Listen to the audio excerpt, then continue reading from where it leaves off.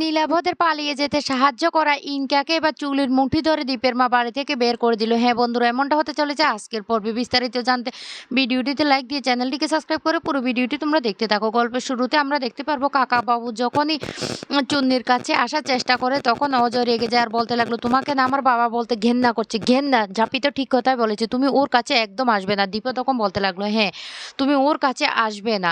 তখন ঝাঁপি বলতে লাগলো, ও কেন কাকাবাবু? আপনি না আপনার মেয়েকে অনেক একটা ভালো করে বিয়ে দিয়েছিলেন, এই তার নমুনা। আজকে আপনার মেয়েটার কি অবস্থা হয়েছে সেটা আপনি বুঝতে পারছেন? আমি তো ওকে বাড়িতে ফিরিয়ে এনেছিলাম, কিন্তু আপনারা আপনারা তো ওকে আবার ওই বাড়িতে পাঠিয়ে দিয়েছিলেন জোর করে। কেন করেছিলেন? আজকে ঝাঁপির এই অবস্থার জন্য তো আপনারাই দায়ী। এদিকে ইনকা বলতে লাগলো, সর্বনাশ, ঝাঁপি এই চুন্নিকে ওই জায়গা থেকে উদ্ধার করে নিয়ে এসেছে, এবার কি হবে? আমার না বড্ড ভয় করছে। নীলাভরা যদি একবার ধরা পড়ে তাহলে তো আমার নামটাও সামনে চলে আসবে।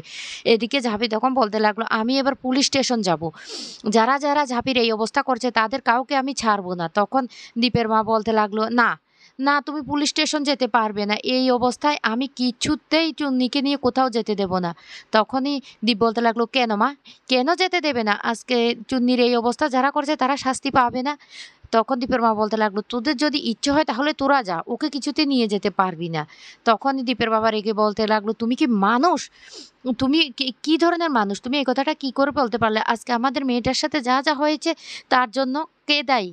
তোমরাই তো জোর করে ওকে ওই বাড়িতে পাঠিয়েছিলে, এখন তোমরা কেন বাধা দিচ্ছ? তখনই ঝাঁপি বলতে লাগলো, শুনুন কাকিমা, আমি আপনাকে একটা কথা বলি, নীলাভদ্ররা কিন্তু পালানোর চেষ্টা করবে। এক্ষুনি থানা গিয়ে ডায়েরি করতে হবে, আর সেই কাজটা না আমাদের খুব তাড়াতাড়ি করতে হবে। তখন দীপের মা বলতে লাগলো, হ্যাঁ তোদের যেতে হয় তোরা যা, আমি বলছি চুন্নি কোথাও যাবে না। কিন্তু চুন্নি তখন বলে উঠে, ঝাঁপি আমি থানায় যাব, থানায় যাওয়ার জন্য আমি রেডি। আমার সাথে যে অন্যায়টা হয়েছে তার সাজা তো ওদেরকে পেতেই হবে। তখন ঝাঁপি বলতে লাগলো, থ্যাংক ইউ চুন্নি, আমি এইটুকু আশা করছি। এদিকে দীপের বাবা তখন বলতে লাগলো, শুন, তোকে আমি একটা কথা বলি, তোকে না ভাই বলতে আমার ঘৃণা করছে, যা এখান থেকে, তোর ব্যবস্থা আমি পরে করব, আগে আমি আমার মেয়েটার সুষ্ঠু বিচার চাই। এদিকে চুন্নির মাও বলতে লাগলো, হ্যাঁ চুন্নি তুই যাবি, তুই থানায় গিয়ে কমপ্লেন করবি, তোর সাথে যারা এই অন্যায় করেছে তারা শাস্তি পাক, আমিও সেটা চাই, অপরাধীরা শাস্তি পাক। চুন্নি তখন বলতে লাগলো, হ্যাঁ মা। এদিকে দীপের মা তখন বলতে লাগলো, এই ছোট ছোট, তুই মেয়েটাকে এই কথাটা বলতে পারলি? তখনই ছোট কান্না করে বলতে লাগলো, শুনো দিদি, আমার মেয়েটার সাথে যে অন্যায় হয়েছে অপরাধীরা শাস্তি পাক, তুমি কি সেটা চাও না? ইনকা তখন বলতে লাগলো, না না না না না, আমাকে এক্ষুনি খবর দিতে হবে নীলাভদের, নীলাভদের পালিয়ে যাওয়ার জন্য বলতে হবে। এই বলে নীলাভদের ফোন করে আর বলতে লাগলো, তোমরা কোথায়? এখনো কেন তোমরা বাড়িতে বসে আছো? তোমাদের কি ভয় ডর নেই? ঝাঁপি কিন্তু পুলিশ স্টেশন যাচ্ছে, এক্ষুনি তাড়াতাড়ি তোমরা এখান থেকে পালিয়ে যাও, না হলে সর্বনাশ হয়ে যাবে। এদিকে ঝাঁপি চুন্নিকে নিয়ে চলে আসে পুলিশ স্টেশন, পুলিশের কাছে কমপ্লেন করার জন্য। কিন্তু পুলিশ অফিসার কিছুতে কেসটা নিতে চায় না। পুলিশ অফিসার আর উল্টো আরও বলতে লাগলো, আপনারা কি এখানে সাজানো গল্প বলছেন? এদিকে সুইটির কোঠাবাড়ি থেকে আপনারা ওকে উদ্ধার করছেন, এদিকে তার প্রেমিকও সেখানে পাওয়া গেছে। এদিকে আমরা শুনেছি ওর প্রেমিকের সাথে পালিয়ে গেছে। সবটা কেমন একটা সাজানো গল্প না? ঝাঁপি তখন বলতে লাগলো, শুনুন, আমি আপনাকে আবারও বলছি, বিশ্বাস করুন, আমরা ওনাকে ওখান থেকে কিন্তু উদ্ধার করে নিয়ে এসেছি। তখন বলতে লাগলো, কেসটা যদি করার হয় তাহলে আপনারা কলকাতায় গিয়ে করেন না, এখানে কেন করছেন? ঝাঁপি তখন বলতে লাগলো, এখানে কেন করব না বলুন? ঘটনাটা তো বর্ধমানে ঘটেছে, তাহলে আমরা বর্ধমানেই তো কেসটা করব। এর আগেও আপনি কিন্তু অনেক উল্টোপাল্টা কথা বলেছেন। অজয় তখন বলতে লাগলো, শুনুন, আপনারা কিন্তু এভাবে কেসটা ঘুরোতে পারেন না, আপনারা কেসটা নেবেন কি নেবেন না? তখন অফিসার রেগে বলতে লাগলো, শুনুন, এবার কিন্তু বাড়াবাড়ি করলে আপনাদেরকে কিন্তু লকআপে নিতে বাধ্য হবো, আপনারা ভদ্রভাবে কথা বলুন। এই কেসটা আমরা কেন নেব? আমরা নেব না। আর আপনাদের মন গড়া গল্প না আমরা কিছুতে শুনতে পারবো না। ঝাঁপি তখন বলতে লাগলো, কি তখন থেকে মন গড়া গল্প মন গড়া গল্প বলছেন? একটা মেয়ের সাথে এমন একটা ঘটনা ঘটে গেছে, তারপরেও আপনারা বলছেন এটা মন গড়া গল্প? কি করে এটা বলতে পারলেন? দীপ তখন বলতে লাগলো, অনেক ভালোভাবে আপনাদেরকে বলেছি, আমাদের বোনকে খোঁজার সময়ও কিন্তু আপনাদেরকে বলেছি, আপনারা আমাদেরকে হেল্প করেনি, এখন কেন আপনারা কেসটা নিতে চাইছেন না? তখন সেই মুহূর্তে সেই এখানে চলে আসে অফিসার এসে বলতে লাগলো, শুনুন, কেসটা আপনাকে নিতে হবে। এই কথা বলার সাথে সাথে তখনই বলতে লাগলো, তুমি কে? কে তুমি? তোমার কথায় আমি চলবো? তখন বলতে লাগলো, আমি কে সেটা না হয় পরেই জানবে।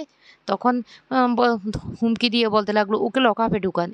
তখন একটা পুলিশ কনস্টেবল সামনের দিকে এগিয়ে আসলে ওর হাতটা মচকে দিয়ে তার পরিচয়টা দিয়ে যে সে এই থানার ওসি। এই কথাটা বলার সাথে সাথে তখন ভয় পেয়ে যায় আর বলতে লাগলো, আপনারা কেন কেসটা নিচ্ছেন না? আর উনি ঝাঁপি আপনার সম্বন্ধে অনেক কথা শুনেছি, সত্যি তো আপনি অসাধারণ কাজ করেছেন, এমন একটা নরক থেকে আপনি এই মেয়েটাকে উদ্ধার করে নিয়ে এসেছেন। আর আপনাকে কি বলছি শুনুন, আপনাকে আমি ৫ মিনিট সময় দিচ্ছি। ৫ মিনিট সময়ের মধ্যে ওদের ৩ জনের ছবি সমস্ত জায়গায় লাগিয়ে দিন। এমনকি বর্ধমান থেকে বেরোনের সমস্ত রাস্তা যেন বন্ধ করে দিন। এমনভাবে সিল করে দেবেন যাতে ওরা কোথাও পালিয়ে যেতে না পারে। ওরা যদি পালিয়ে যায় সবার আগে কিন্তু আমি আপনাকে সাসপেন্ড করব। কথাটা যেন মাথায় থাকে। কয় মিনিট আপনাকে সময় দিলাম মনে আছে তো? তখন ও ভয়ে, ভয়ে বলতে লাগলো ৫ মিনিট। তখনই জাফি বলতে লাগলো, "এই তো একটু আগে আমি আপনাকে বলেছিলাম না সমস্ত বিচার কিন্তু উপরওয়ালাই করে। এবার উপরওয়ালাই বিচারটা করবে।" তখন ও ভয় পেয়ে বাইরে বেরিয়ে আসে আর বলতে লাগলো, "ইনকাকে এক্ষুনি খবরটা জানাতে হবে। না হলে কিন্তু সর্বনাশ হয়ে যাবে। আর আমার কাজটাও আমাকে খুব ভালোভাবে করতে হবে।" এরপর ঝাঁপি বলতে লাগলো, "এবার তাহলে কি করবেন ম্যাম?" তখন ওসি বলতে লাগলো, "ঠিক আছে, আমাদেরকে একবার নীলাবদের বাড়িতে যেতে হবে। ওখানে আমরা কোনো ক্লু পেয়ে গেলেও পেয়ে যেতে পারি। কিন্তু ওরা কোথাও পালাতে পারবে না। বর্ধমান থেকে পালানোর সমস্ত রাস্তা আমরা সিল করে দিয়েছি। আপনারা এ নিয়ে কোনো চিন্তা করবেন না। চলুন আমরা একবার ওই নীলাবদের বাড়িতে যাই। ওখানে কোনো ক্লু পাই কিনা। ওরা আসলে কোথায় পালানোর চেষ্টা করছে তারও তো কিছুটা আ পেয়ে যাবো।" এদিকে ওই অফিসারটা লুকিয়ে ফোন করে ইনকাকে, আর ইনকাকে সমস্ত খবরটা জানিয়ে দেয়। আর ঝাঁপি তখন বলতে লাগলো, "ঠিক আছে, তাহলে চুন্নিকে কোথায় যাবে?" তখন ওসি বলতে লাগলো, "চুন্নিকে তোমরা বাড়ি পাঠিয়ে দাও।" এদিকে ঝাঁপি তখন বলতে লাগলো, "এই অজয়, তাহলে তুই চুন্নিকে নিয়ে বাড়ি যা, আমরা তাহলে ওদের বাড়ি যাচ্ছি।" এদিকে অজয়কেও বলতে লাগলো, "অজয়, তাহলে তুইও বাড়ি গিয়ে রেস্ট কর। তোর উপর দিয়ে তো অনেকটা ধকল গিয়েছে।" তারপরে যখন ওরা বের হয়ে যায় এদিকে অজয় তখন চুন্নির কাছে ক্ষমা চেয়ে বলতে লাগলো, "বিশ্বাস কর চুন্নি, আমি ওইদিন কেন এমনটা করেছিলাম আমি নিজেও বুঝতে পারছি না। তুই পারলে আমাকে ক্ষমা করে দে।" তখন অজয় বলতে লাগলো, "তুমিও বাড়ি গিয়ে একটু বিশ্রাম করো শুভ। তোমার উপর দিয়েও কিন্তু অনেকটা দখল গিয়েছে। তুমিও বাড়ি যাও।" এদিকে নীলাবদের বাড়িতে গিয়ে নীলাবদের বোনের কাছে সমস্ত খবর জানতে পেরে ঝাঁপি আর ওই ওসি অন্যদিকে দেখা যায় ইনকা ফোন করে বারবার আর বলতে লাগলো, "তোমরা কতদূর এসেছো?"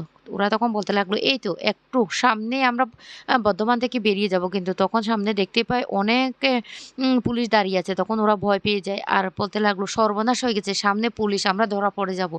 আমাদেরকে অন্য রাস্তা দিয়ে বেরোতে হবে।" তখন ইনকা বলতে লাগলো, "শুনো, তোমরা না আর কোথাও পালাতে পারবে না। কারণ পুলিশ সমস্ত রাস্তাগুলি সিল করে দিয়েছে।"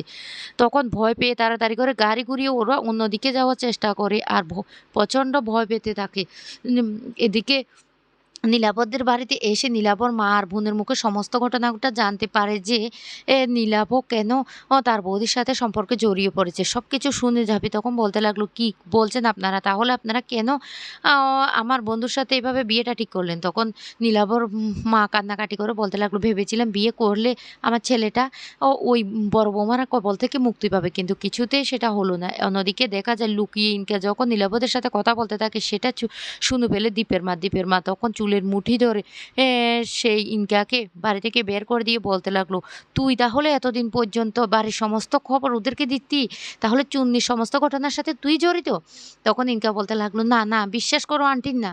কিন্তু তখন বলতে লাগলো, "আমি সবটা নিজের কানে শুনতে পেয়েছি।" তো বন্ধুরা, কেমন লাগলো আজকের পর্বটি?